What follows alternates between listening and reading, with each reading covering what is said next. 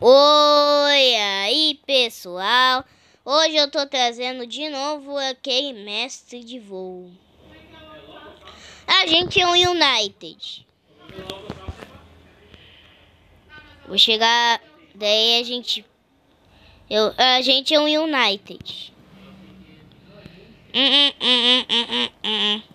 Não é rápido não, fica 3 por hora. Eu tenho que decolar lá pra trás. Tá, enquanto eu tô indo, eu vou observando.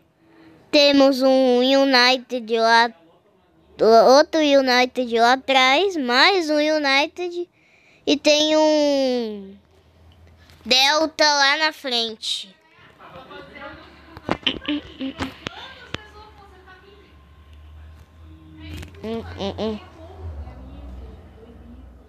Antes de gravar esse vídeo, eu fui lá dar uma refrescada aonde você sabe.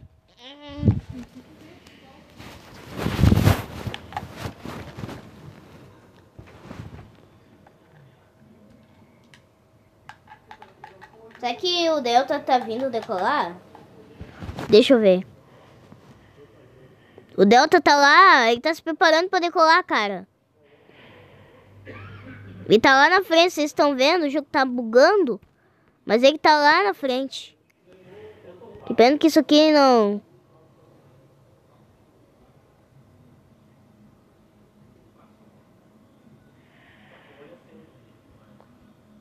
Não tem câmera livre aqui, né? Ai, ele tá vindo, cara. Ele tá vindo. Mano, espero que decore rápido. Olha o Delta. Decolou, decolou.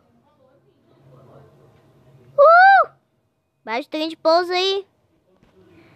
Olha a decolagem. Dá pra ver direito porque o jogo buga, né?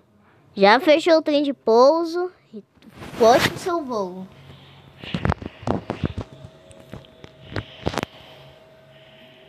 Só falta eu virar aqui pra fazer minha decolagem.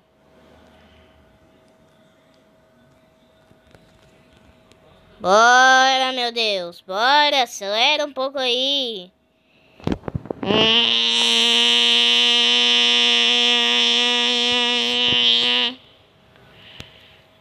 Não tanto, né? Não tanto. Para.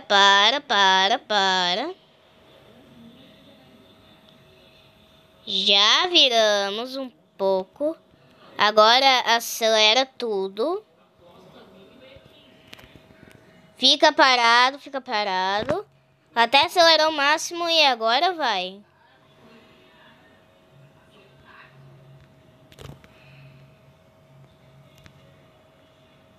Que?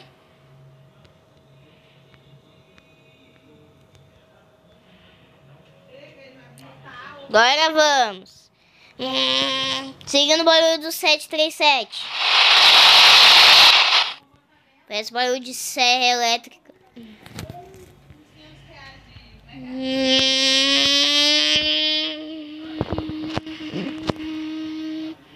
Eu correndo pela pista. Não, imagina, eu tô correndo. Imagina, eu tô andando pela pista. Oh! Quase a batida do Lion Air, meu Deus. Meu Deus. Olha o que esse cara fez. Ele arruinou minha decolagem. Eu odeio esse cara.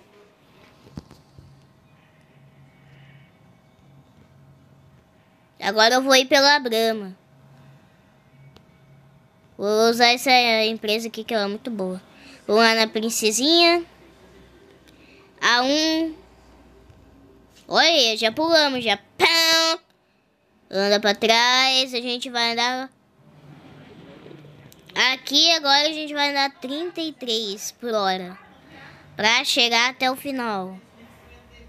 E aquele avião todo brancão que acabou com a minha decolagem. Olha ele lá.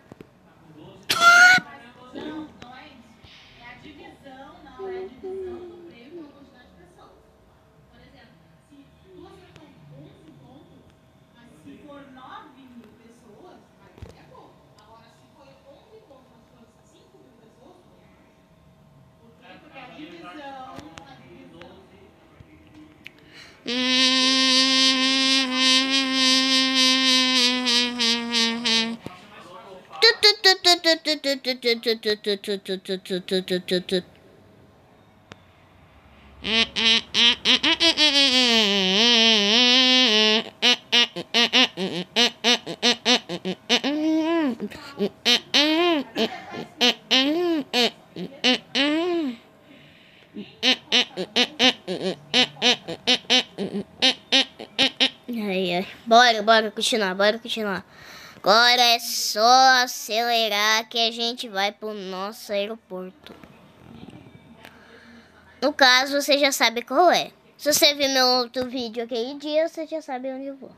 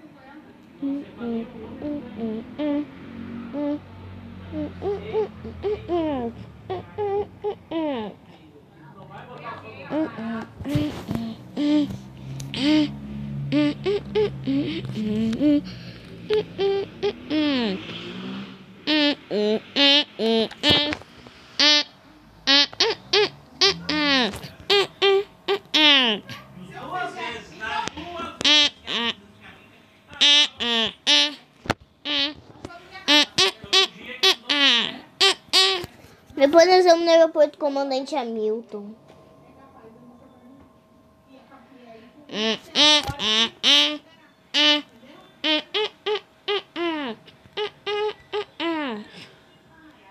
Vamos ver acidente de avião. Eu vi a atualização do PTFS e vou trazer para você hoje mesmo. A atualização do PTF.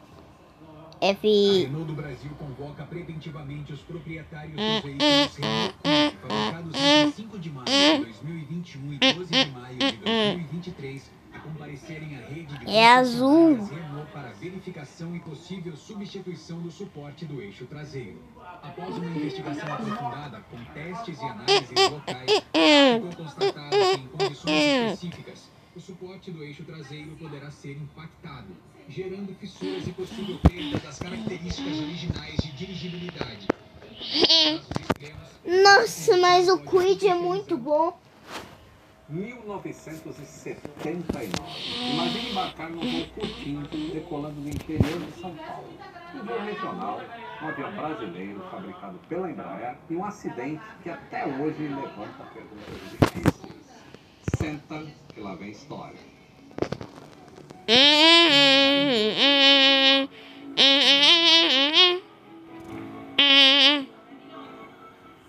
Saudações aeronáuticas! Tudo bem. Na noite do dia 8 de fevereiro de 1979, uma quinta-feira que começava com ares normais, o Brasil, em geral, assistia a mais um capítulo da novela Dancing Days. Enquanto nas rádios, o hit Don't Stop Till You Get Enough, do Michael Jackson, começava a tocar sem parar, acompanhado do clássico nacional Cálice, de Chico Buarque e Gilberto Gil. Espero que eu faça um bom pouso. No Planalto, o presidente era o general João Batista Figueiredo, o último militar a ocupar a presidência durante o período da ditadura. O país, em crise econômica, vivia dias de incerteza e também de transição, ensaiando os primeiros passos para a redemocratização. Entre crises de inflação e greves operárias, e não só no mundo político. Enquanto tudo isso acontecia em terra firme, um bimotor da TAM, matrícula Papa Serra Bravo Bravo, se preparava para mais uma jornada aparentemente sem surpresas. Era o voo 573, que estava programado para fazer a rota Bauru até São Paulo. Meu Deus. Um trecho rápido, com previsão de 50 minutos de duração. Essa rota era feita por um Embraer Embi 110 Bandeirante.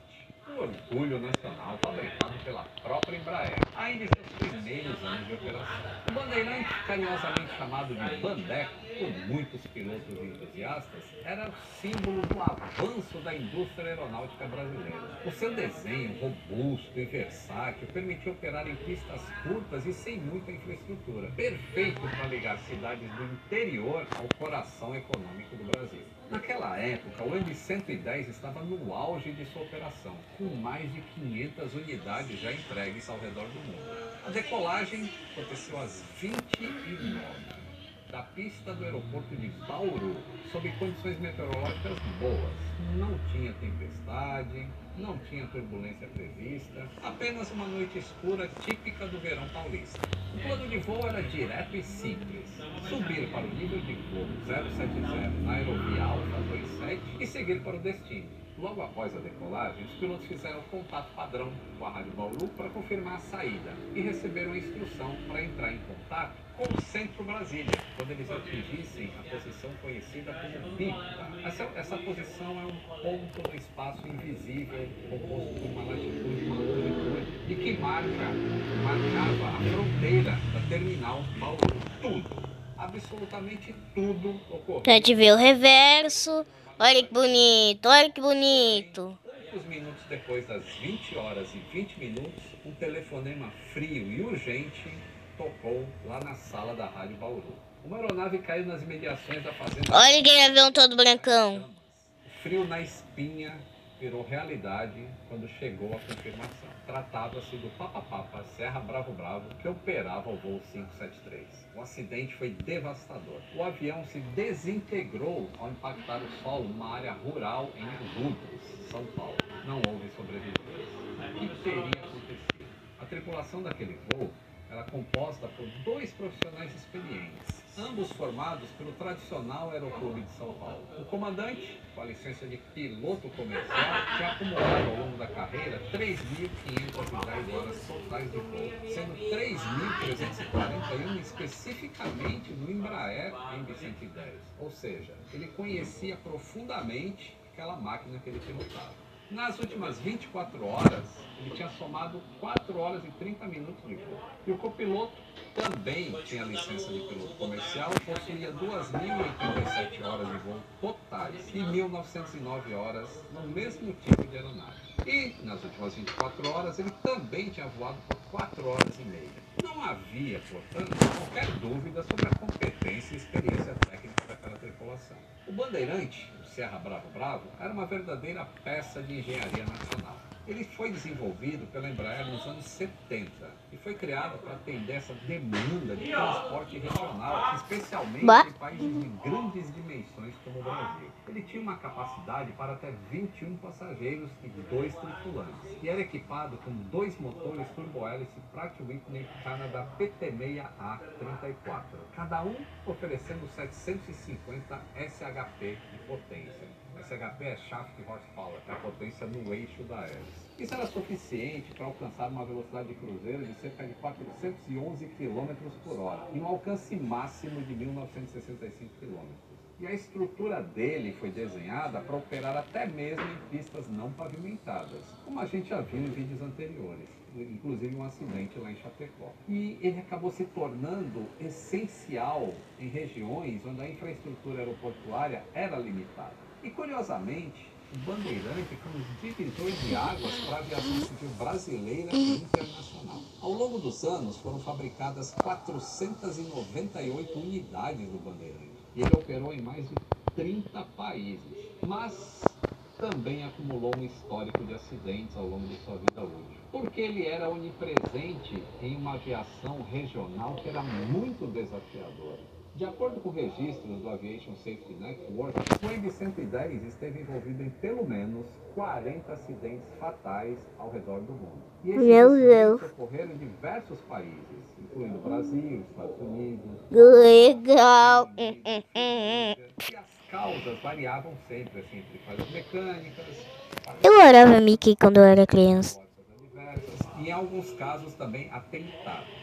Apesar disso, ele sempre foi considerado robusto e seguro, tornando a tragédia do voo 573... Eu sei porque eu é progresso, que é o que exatamente aconteceu naquela troço ali. Esse troço aqui parece ter uma impressora. relataram que instantes depois viram a aeronave sobrevoando a sede da fazenda a uma altitude aproximada de 1.000 pés, a cerca de 300 metros. Os motores funcionavam normalmente, as luzes de navegação e o farol rotativo estavam acesos e o trem de pouso recolhido, e parecia sob controle. O avião subiu... Agora é só chegar reto e virar naquela segunda. Aquela segunda virada lá na Então, que algo, de frente. repente, quebrou essa aparente normalidade. A cerca de 1.800 metros do local do impacto, a trajetória da aeronave mudou abruptamente. Segundo o relatório, houve uma alteração brusca na atitude de voo. Quando atingiu o solo, o Serra Bravo Bravo estava em um ângulo bastante acentuado de descida, com a asa direita baixa e derrapando levemente para a esquerda. Era um mergulho que não dava para sobreviver. Tão repentino quanto incompreensível.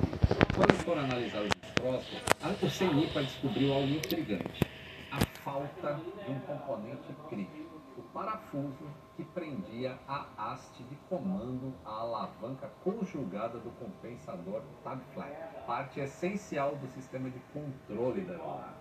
Esse parafuso, junto com a sua porca e arruela, simplesmente não estava presente.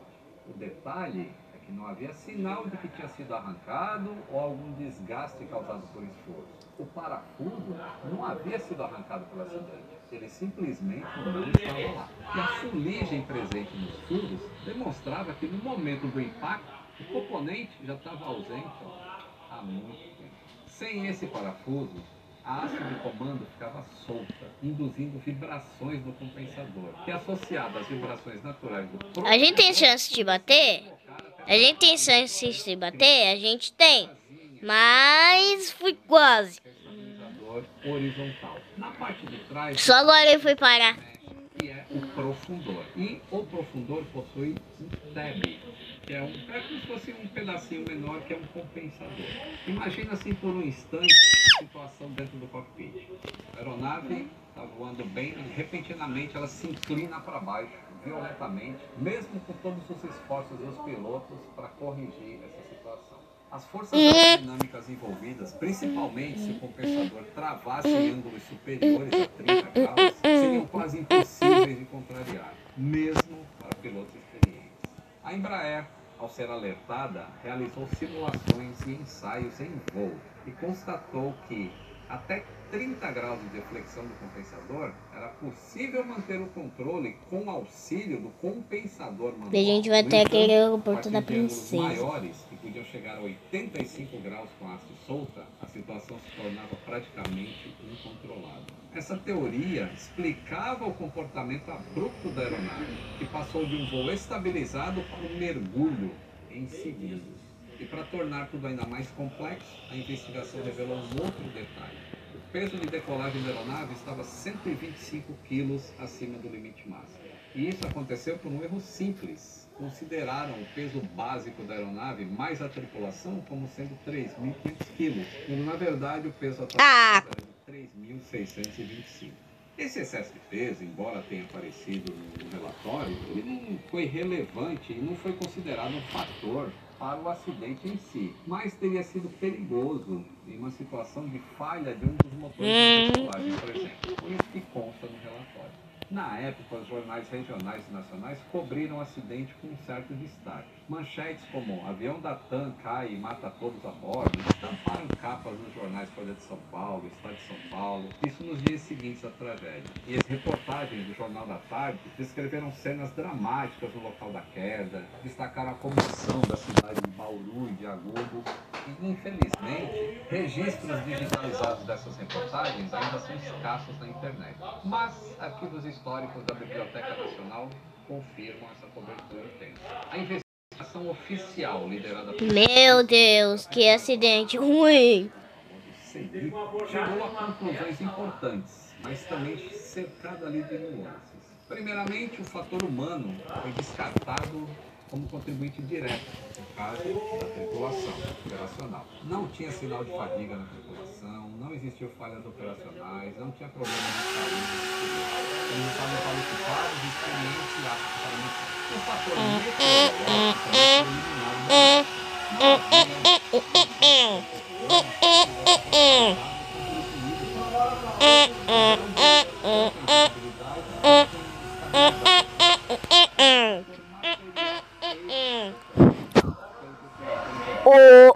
Oi, tudo bem?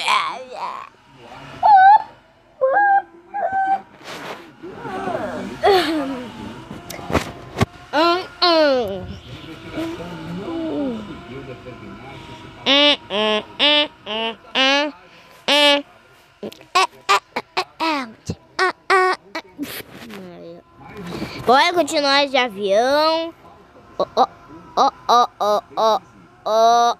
Tem um avião aqui. O Ryanair já decolou, só está eu nesse aeroporto. Assombra.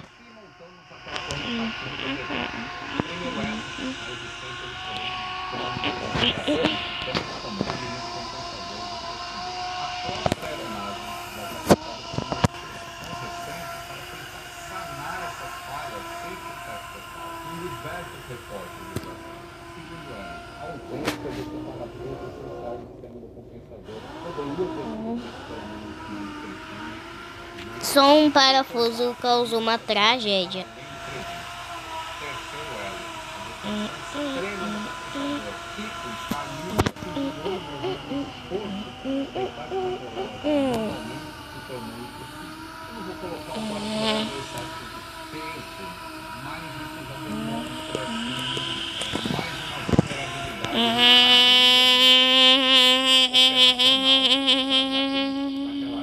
E juntos,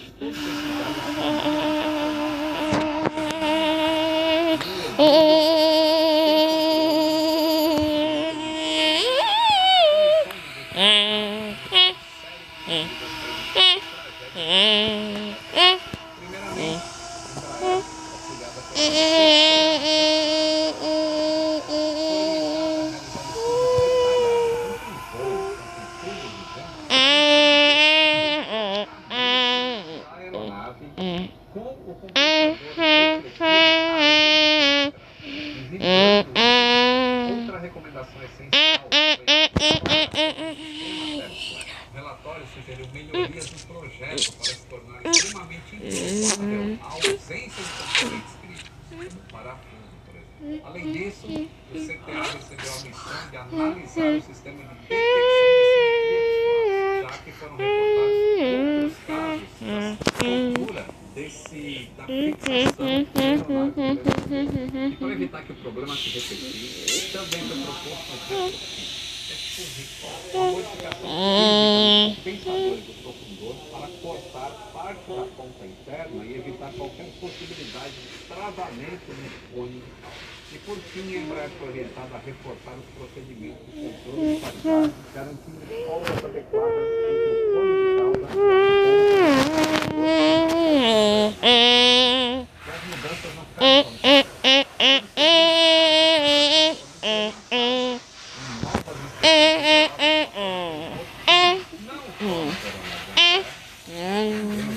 Tá, bora continuar voando com meu amigo. Pera, aí que eu fiz uma coisa. Nada, não, é só um 737 normal. Tá fácil.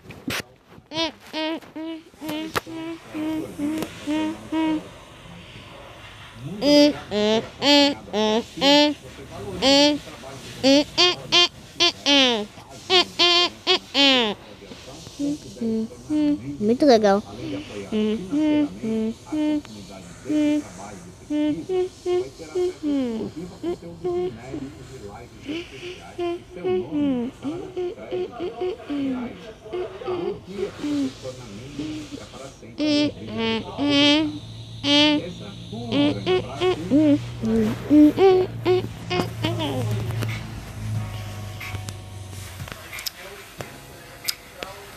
Muito legal.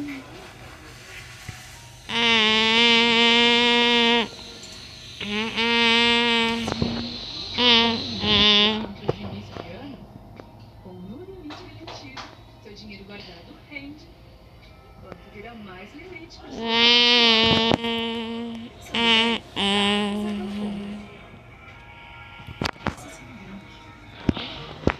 Peças com quê? Eu não posso falar isso.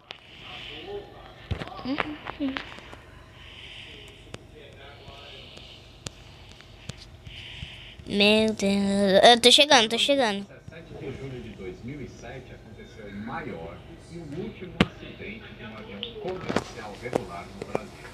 Senta que lá vem história. Pum, pum.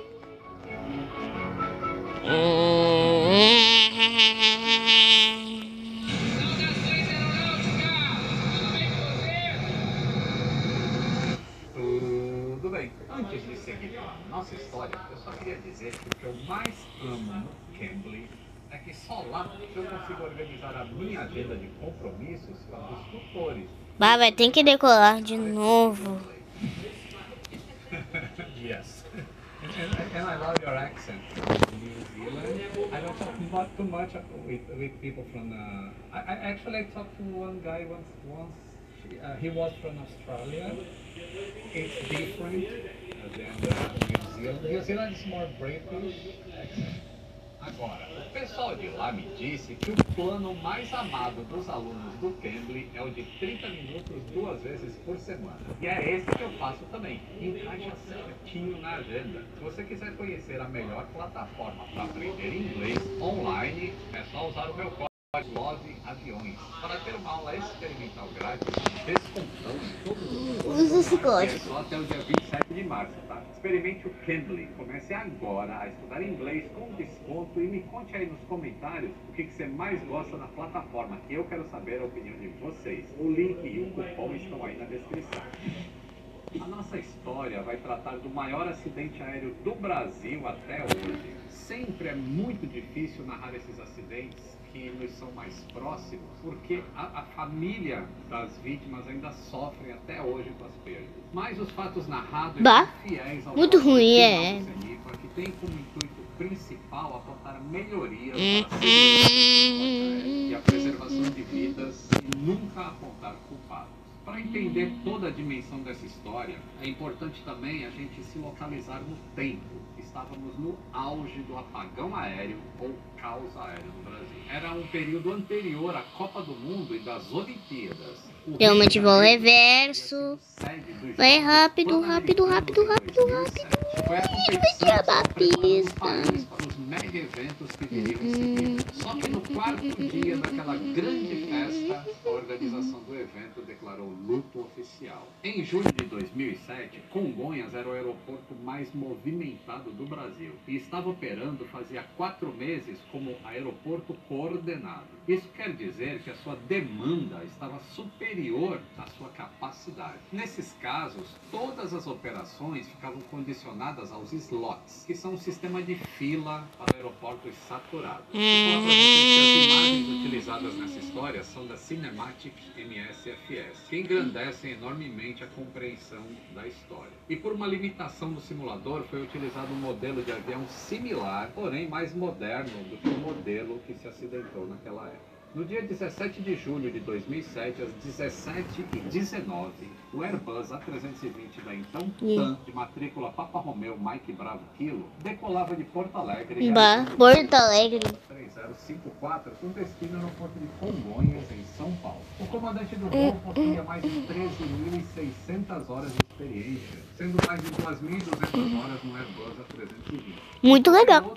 O ou Pilot Monitoring, possuía mais de 14.700 horas de voo, sendo que apenas 200 horas no Airbus. A aeronave estava com uma configuração certificada para 174 passageiros e mais 11 tripulantes, perfazendo um total de 185 pessoas. Mas este voo contava com 187 pessoas a bordo, sendo 6 tripulantes ativos, 181 passageiros, incluindo 2 crianças de colo. Não tinha nenhum assento vazio no avião. 4 dias antes deste voo, o reversor do motor direito apresentou problemas de vazamento em um de seus atuadores e a manutenção da empresa efetuou o procedimento de desativação, que é permitido pelo manual chamado MEL, Minimum Equipment List. Os reversores são equipamentos auxiliares para frear uma aeronave. Eles praticamente invertem a força de saída dos motores. Ao invés do jato ir para trás, ele aponta quase para frente. Para entender melhor, eu explico aqui no episódio 112.